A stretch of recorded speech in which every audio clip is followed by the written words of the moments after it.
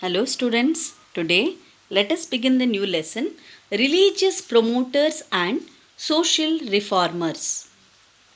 The period between 8th century and 13th century is very important in the socio-cultural history of India. During the same period, Shankaracharya, Madhvacharya and Ramanujacharya, who are the founders of three Vedic religions, were lived in India. Dvaita, Advaita, and Vishishtadvaita, the three major philosophies also came into the existence during that period. Basaveshwara of Kalyana declared social revolution against caste and gender based discrimination during the time of 12th century.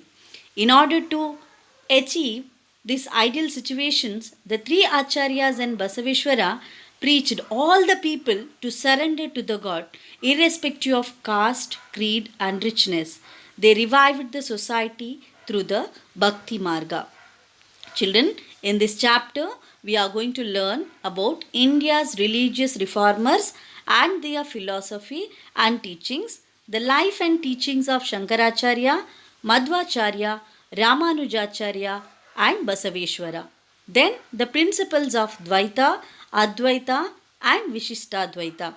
Today, in this class, let us learn about Shankaracharya and Ramanujacharya. First, let us see about Shankaracharya. Shankaracharya is one of the most famous religious reformer of India. Where he was born, what are the teachings of Shankaracharya? Let us see. Shankaracharya was born in the village Kaladi in Kerala in a Nambudiri Brahmin family. In one of the Brahmin family, that is Nambudiri Brahmin family, that was in Kerala. He was born in Kaladi in Kerala. Kaladi is the name of the village which is there in Kerala. So Shankaracharya was born in which place? Shankaracharya was born in Kaladi in Kerala. Who are the parents of Shankaracharya? His father was Shivaguru and mother was Aryamba. Shankaracharya was very intelligent. At the age of 7, he had mastered all the scriptures. He learnt Vedas. Veda, you know that there are 4 Vedas: Rigveda, Yajurveda, Samaveda, and Atharvana Veda. He learnt his young age. He learned the Vedas and Puranas from his teacher, from his guru, who was the guru of Shankaracharya, Govinda Bhagavat Pada. He learned Vedas, Puranas, and scriptures from the guru Govinda Bhagavat Pada. So Shankaracharya studied the Upanishads, Brahma Sutras in depth and propagated one new philosophy which is called as a Advaita philosophy. What is the name of the philosophy advocated by Shankaracharya? That is Advaita philosophy. So, what is Advaita philosophy? What is the meaning of Advaita philosophy? According to the Advaita philosophy, Brahma is the absolute truth, the rest of the world is false. The soul is one with Brahma and life is not separated from the Brahma. It means soul, Atma. Soul means Atma and Brahma means Paramatma is one and the same according to the Shankaracharya. So the world is Maya. It is an illusion. It's not real. Brahma is the absolute truth. So what is the truth according to the Shankaracharya? Brahma, the God. God is the absolute truth. People are ignorant. They are not aware of the illusionary nature of the world. They are also not aware of that Brahma is the only truth. Hence, he should go on the path of knowledge and realize the nature of the world. So, if we wanted to get the knowledge of the world, we should go on the path of knowledge and realize. Then we'll realize the nature of the world. So, ultimately, we should merge our Atma. Atma means soul with the absolute truth, that is Brahma. Only then we can attain the moksha. Moksha means liberation, mukti. So in this manner, Shankaracharya taught the path of knowledge. Shankaracharya taught the path of knowledge to attain the mukti or moksha. So what are the contributions of Shankaracharya in the field of literature? Shankara Bhashya, Ananda Lahari, Saundarya Lahari, Shivananda Lahari, Viveka Chudamani, Prabuddha Sudhakara and Dakshinamurti Stotra are the most famous literary works which were written by the Shankaracharya. So what are the works which are written by Shankaracharya? They are Shankara Bhashya, Ananda Lahari, Saundarya Lahari, Shivananda Lahari, Viveka Chudamani, Prabuddha Sudhakara and Dakshinamurti Stotra are the most famous works which were written by Shankaracharya, and his most famous hymn, hymn means the song of praise or the prayer of the Lord, that is Bhaja Govindam, that is the world famous hymn of Shankaracharya. So Shankaracharya travelled from Kanyakumari to Kashmir, from south to north on the foot. Just think children, from south to north means Kanyakumari to Kashmir on foot. Why? To propagate his Advaita philosophy. Advaita means one, single, one. Brahma and human soul is one and same according to the Shankaracharya. Aham Brahmasmi. He has said that Aham Brahmasmi. Within me itself God will be there. So that is Advaita. Not Dvaita means two, Advaita means one. So soul and Brahma is one and same according to the Shankaracharya. So in order to spread the message of philosophy, he established the pitas or mathas or institution in all the four directions.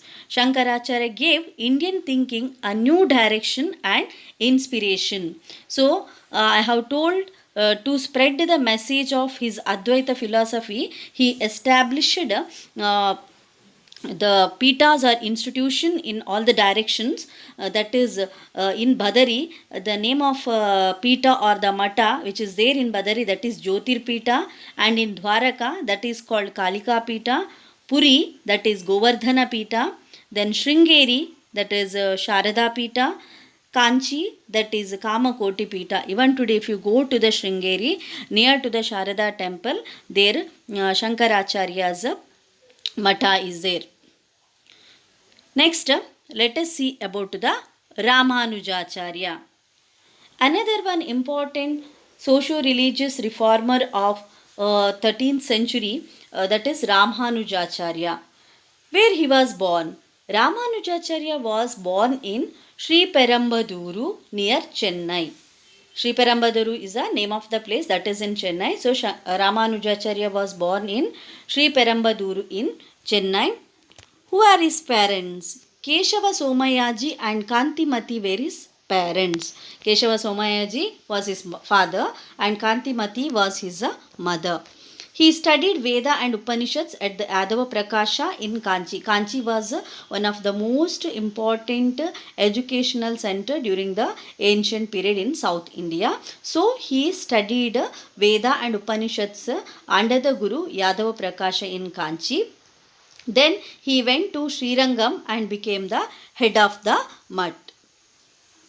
Next, the Chola ruler who was Shaivat started pastoring the Ramanujacharya. He was invited by Bitti Deva, the Hoysala king of Karnataka. So Ramanujacharya was invited by one of the most famous king of the Hoysalas, that is Bitti Deva, and he was later called as a Vishnuvardhana. So he went to the court of Bitti Deva. So it is said that later Bitti Deva accepted Vaishnava tradition because Ramanujacharya followed Vaishnava religion.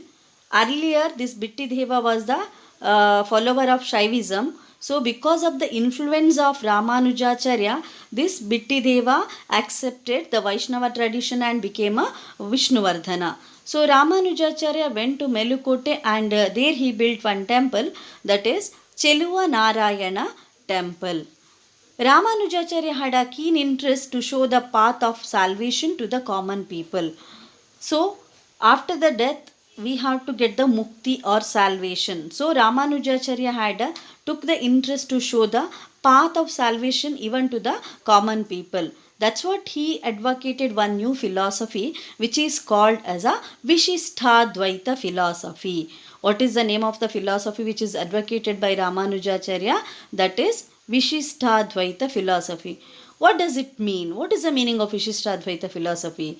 According to his philosophy, Jiva means life, and Prakriti means nature, are under the control of Brahma. Whatever the Jiva and nature or Jiva and Prakriti, that is there under the control of Brahma. Both Atma and Paramatma cannot become one simultaneously.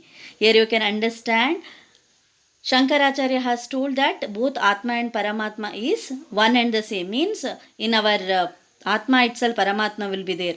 But Ramanujacharya says Atma and Paramatma cannot become one and same simultaneously. Saint Ramananda and Raidasa of North India were greatly influenced by the Ramanujacharya's philosophy, that is Vishishtadvaita philosophy. Many number of saints greatly influenced by the teachings of Ramanujacharya. So similarly, the Aravidu and Tuluva dynasties of Vijayanagara kingdom were also became the followers of Ramanujacharya. Ramanujacharya studied many religious texts, and he also wrote many number of religious literary works. They are Vedanta Sangraha, Vedanta Sara, Vedanta Deepika, Sri Bhashya. Vedanta Sangraha, Vedanta Sara, Vedanta Deepika, Sri Bhashya are the famous literary works which were written by Ramanujacharya.